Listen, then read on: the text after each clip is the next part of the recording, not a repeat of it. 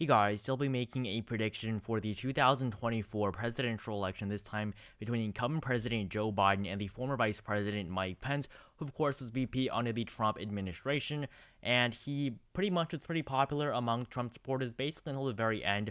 If Trump definitely won the 2020 election, if Trump won the 2020 election, Mike Pence really would have had a very good chance for 2024 as the incumbent vice president. He definitely would have done better than he is doing right now because, I mean, Pence was pretty popular among the GOP throughout the entire term. He's more popular than Donald Trump among most people in general. However, I mean, after the insurrection at the Capitol, in which he basically certified the electoral college victory of Joe Biden, he refused to say that Donald Trump won the election at the very end. He did his constitutional duty, and that really did destroy his reputation among the GOP, and that is why he is basically in a pretty horrible place right now in terms of winning in 2024. His betting odds chances are only at 7%, and I mean, he is a former VP, so definitely if he does enter the race, he will be a pretty big deal. He's still the VP under the most popular Republican in the country, and so I think that for Mike Pence, right now it's not looking too good for him. But he has made some steps, to symbolize that he may be running in 2024. I mean, he signed a book deal. He's going to write 2 memoirs over the next couple of years. He probably hopes that it'll help his popularity, especially among the Trump base that he really does need back. He cannot win the nomination without the Trump base in the GOP. That's really something that he has to earn back because he really does seem to have lost a lot of it over the last couple of months. So for Mike Pence at 7 cents per share, it's not looking good for him, but you do have to remember that betting odds are not, are very, very fluid. If you look at the 2020 betting odds for president for the Democrats, if you look at this, I mean, Elizabeth Warren at one point was at 50%. I mean, at one point, Elizabeth Warren was the clear front runner. Bernie Sanders as well. Joe Biden at one point had a 9% chance at winning the nomination. If you look at that green dot right there, right now, 9.2% for Joe Biden at one point. So really, the betting odds are very, very fluid, and a lot can really change in a very quick amount of time. And just look at how fast Joe Biden went from 9% all the way up to 84%. I mean, really, it was barely any time at all for Joe Biden's really quick rise here. I mean, February 23rd or February 24th, he was at 11. And then on the 3rd of March, he was at 83. So a lot can really change. And that's why I don't think Mike Pence really worried about this too much. But it's definitely not looking too likely for him. But, a lot can change. He is still the former vice president and will, no matter what, be a pretty major candidate in the race in 2024. So I'm going to start off by filling in the solid states for both Joe Biden and Mike Pence. So filling in the solid states for the incumbent president here. He, of course, has all the West Coast as well as the upper Northeast will all be very solid for Joe Biden. He's also going to win, the at-large vote there in Maine. And then for Mike Pence, a lot of solid red as well. Most of the center of the country will all be solid for Mike Pence. However, the margins are not really going to be as solid as you would expect them to be for a Republican. I think that he's definitely going to do a lot worse than Donald Trump in many of these solid Republican states. So the first state that I think that Mike Pence is not going to win the solid margin is Montana. It was 16% for Donald Trump. Really no way that Mike Pence wins it. Kansas was likely for Trump. It's going to be likely for Pence. Missouri, it was 16%. Mississippi, 16% for Trump as well. Mike Pence does not have the charisma of Donald Trump, nor will he do as well in these stronghold Republican areas. I mean, Mississippi was likely for Mitt Romney in 2012. South Carolina, of course, as well. Really not too solid for the GOP over the last couple of years. But still, definitely say that he's going to carry. Indiana, I think that with it being his home state and Donald Trump doing so well there after Mike Pence was put on the ticket for the GOP, Mike Pence is still relatively popular in Indiana. I do think that he can win Indiana with a solid margin in 2024. So that's going to be a solid state for Mike Pence on this map. And finally, Alaska. That is the final likely state for Mike Pence. If you look at the 2020 margins here, Kansas was likely, Alaska was likely, South Carolina was likely for Trump, while in Missouri it was 15%, Mississippi 16%, and Montana, another state, which was 16% for Donald Trump. And with some minor shifts, these states will quickly become likely states for Mike Pence, giving him 124 electoral votes.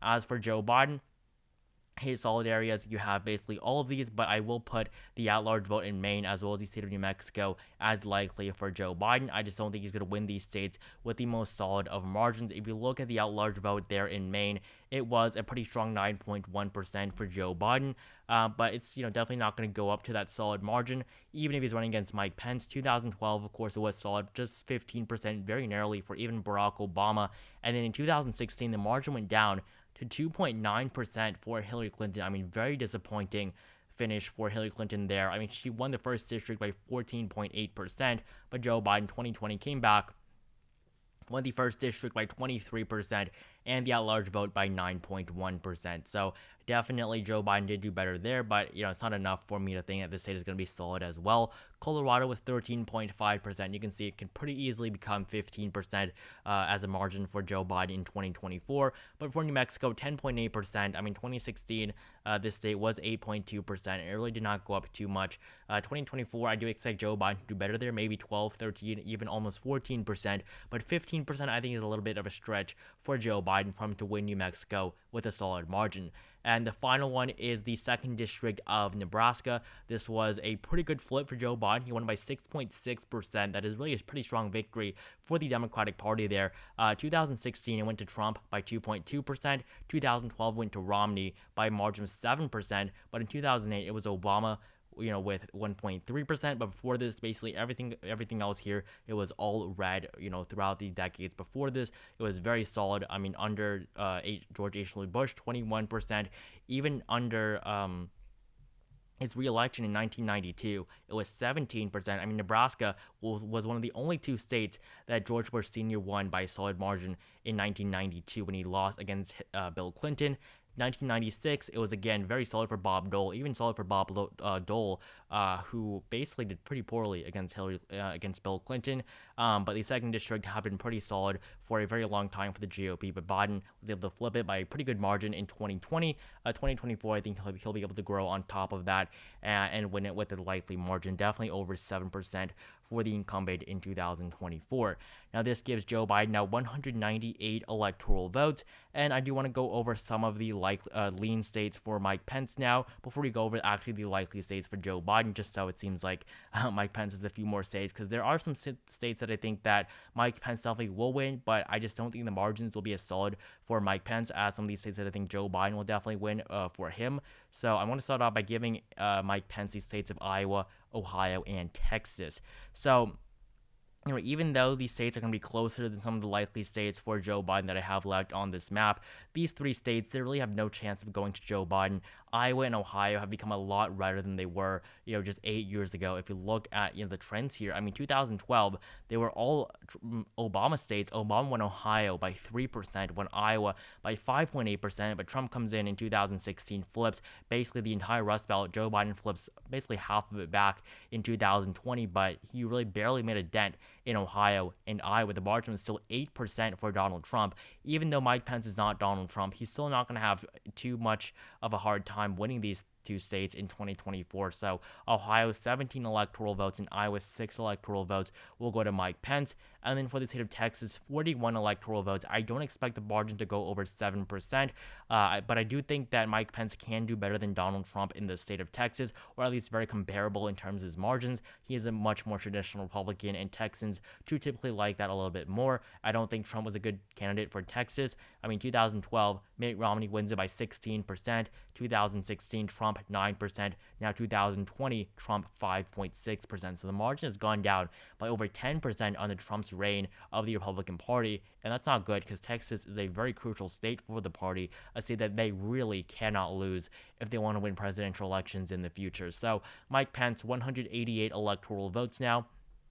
And now I'm going to move on to the likely states actually for Joe Biden. Now, before I get into that, make sure you join my Discord server if you have not. The link to which is at the very top of the description below. We have a pretty cool mock government on there, so make sure you join that if you haven't.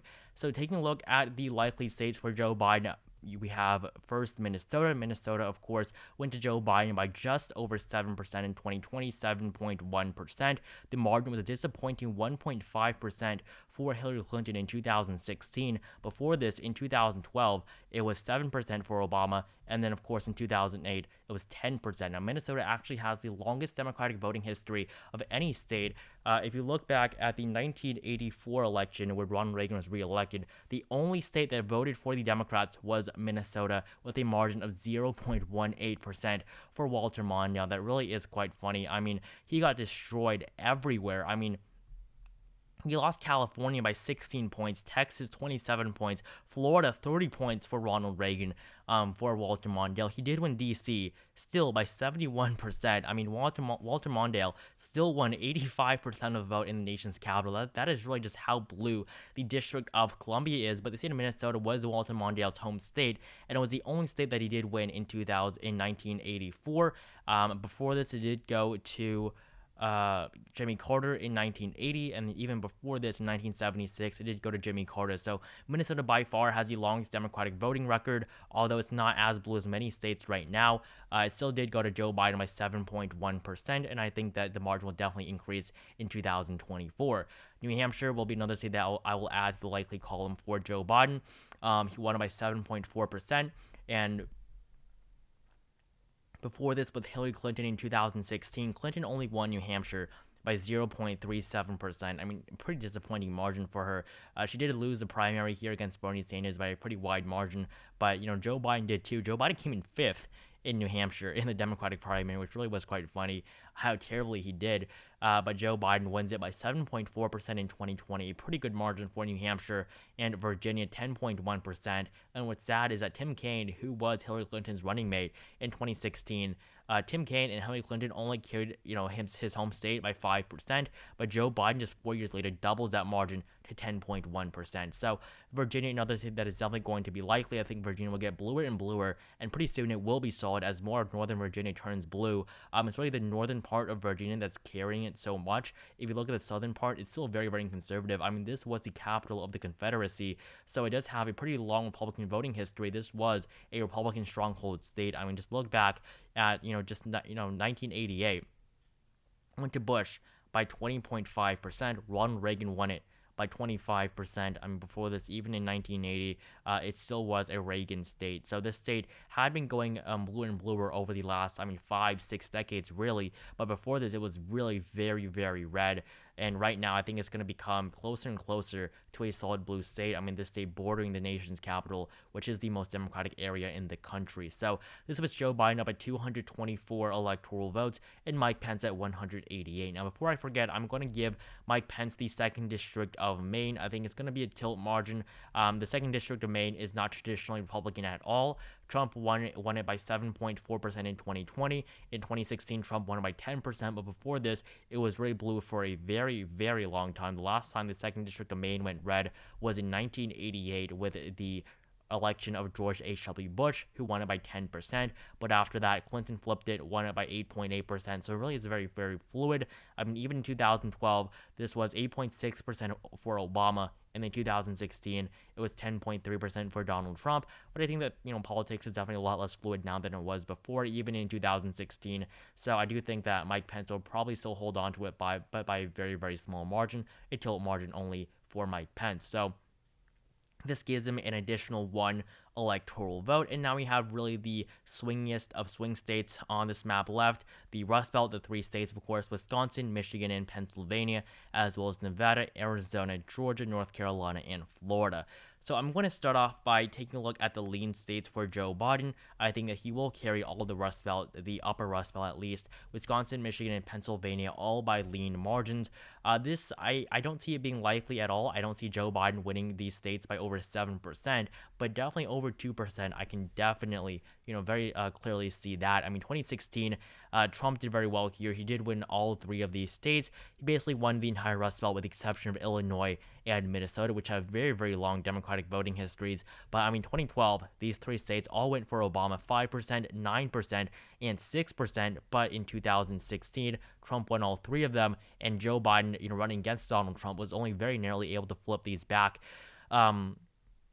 And really, it was really Donald Trump that did well here on the presidential level. I mean, on the Senate level, you do have local candidates that do well, but that's just, it really depends on who those local candidates are. But on the presidential level, it was really Donald Trump. He was really the anomaly in the upper Rust Belt. And I do think that in 2024, Mike Pence will definitely not do as well as Joe Biden. I don't think Joe Biden really have that hard of a time winning the Rust Belt. So this will give Joe Biden 268 electoral votes. I also on this map have the state of Nevada, of course, for him. This does put him over 270 electoral votes. But Nevada, of course, did go to Joe Biden in 2020. He won it by 2.4%, the same margin that Clinton won it 4 years earlier in 2016, 2.4%. So Nevada definitely not as solid as it once was. I mean, 2008, it was 12.5% for Barack Obama, but still, it's definitely a lot more blue than it is red, and Democrats do still have the advantage here. I mean, Catherine Cortez Masto won her first election in 2016 there by basically the same margin of around 2%.